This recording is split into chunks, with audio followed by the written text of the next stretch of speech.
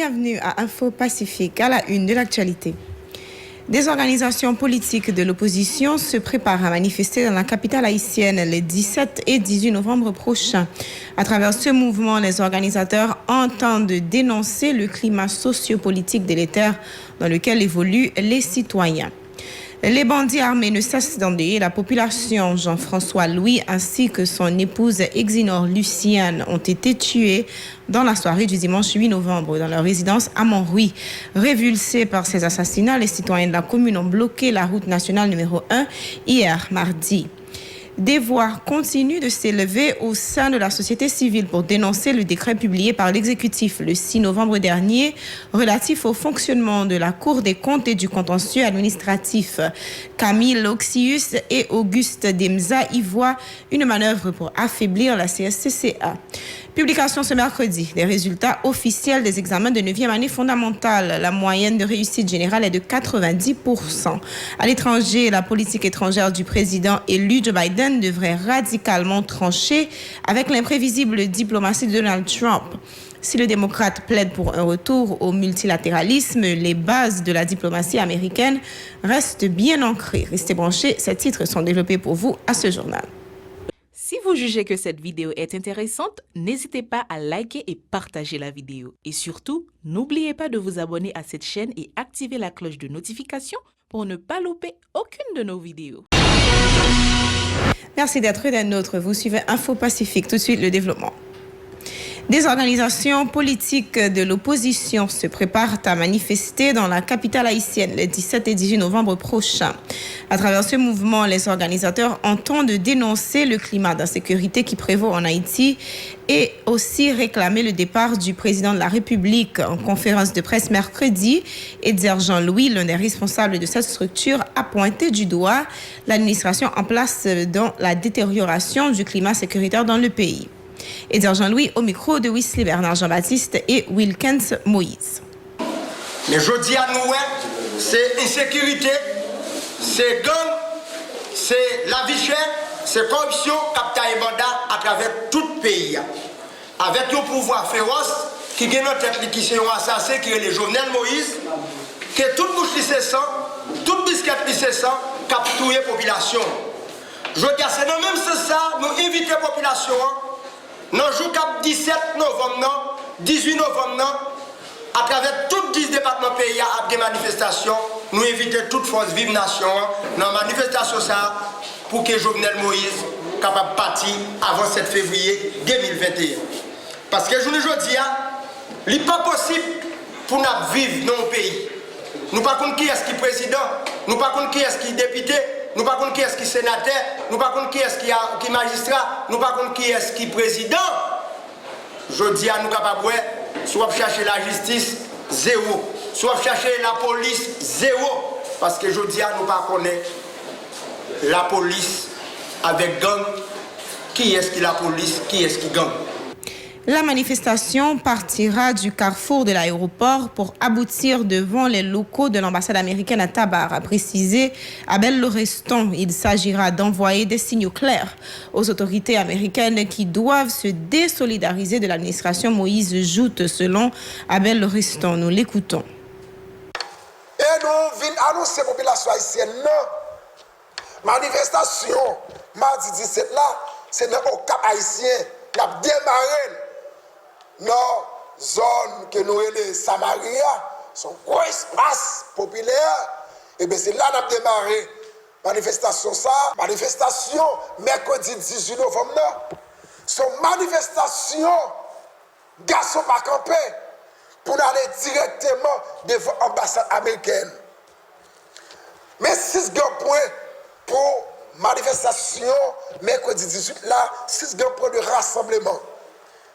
Place Papa de Saline, d'après tout le monde qui a senti Kafou.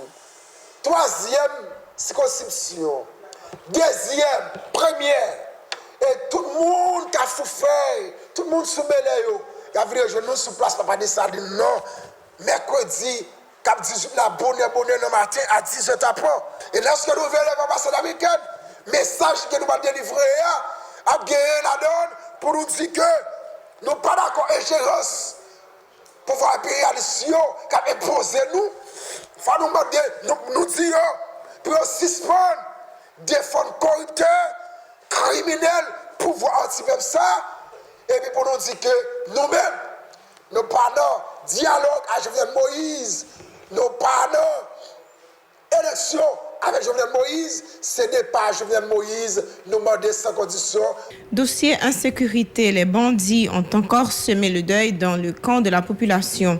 Jean-François Louis ainsi que son épouse Exinor Luciane ont été tués dimanche soir dans leur résidence à Montrouil. Les 2 personnes ont été abattues en dépit du fait qu'elles ont versé la somme exigée par les malfrats au moment de la perpétration de leur forfait.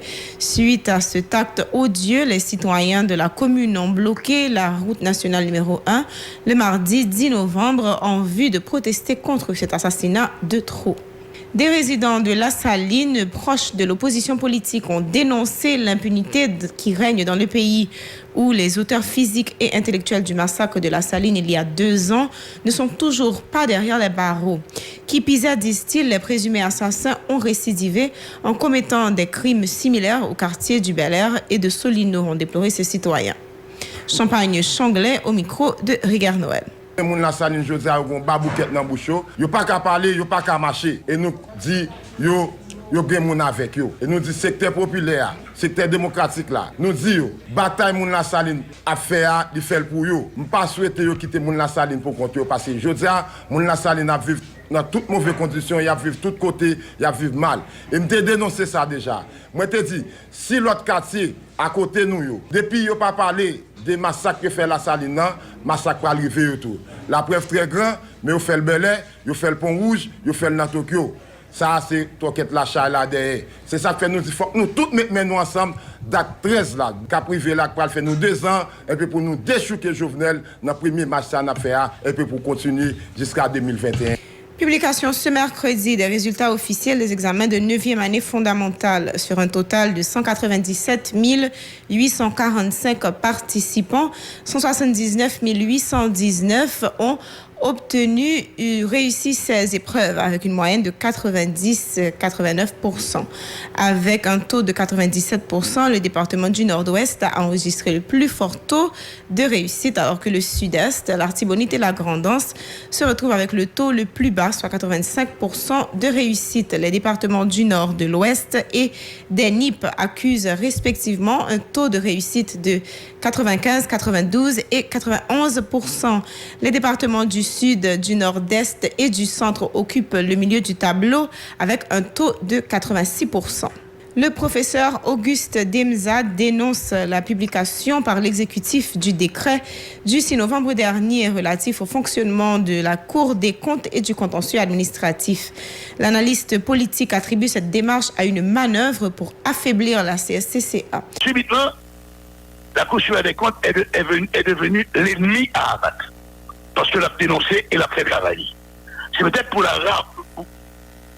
fois dans l'histoire pays que le Cour des comptes a existé depuis 1923, si je ne me trompe pas. C'est peut-être la première fois que tout le monde a peut-être parlé de Cour des comptes et du contentieux administratif. En 2017, c'était déjà une proposition pour transformer le Cour des comptes et du contentieux administratif en 2 institutions. L'une, la Cour des comptes, et l'autre, le contentieux administratif. C'est 2 fonctions différentes. La Cour des comptes n'a pas une fonction juridictionnelle. Pas que tout le monde menti. La Cour du contentieux administratif a une fonction juridictionnelle. Pour sa part, le coordonnateur général de l'Organisation du citoyen pour une nouvelle Haïti estime que ce décret va permettre l'amplification du phénomène de la corruption dans le pays. Restez branchés, l'actualité internationale, c'est tout de suite.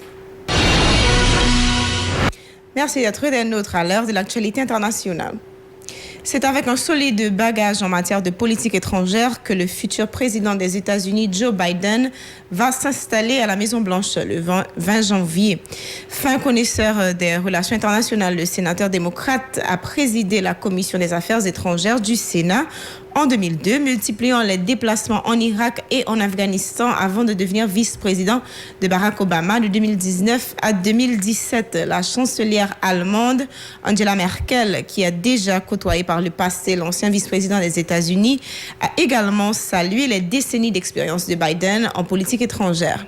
Il connaît bien l'Allemagne et l'Europe, a précisé la chancelière allemande, qui l'a félicité très chaleureusement pour sa victoire électorale. L'Allemagne n'est pas le seul pays pressé de tourner la page des années Trump. Ses voisins européens ont aussi appelé à rebâtir avec les États-Unis un partenariat solide après 4 années conflictuelles.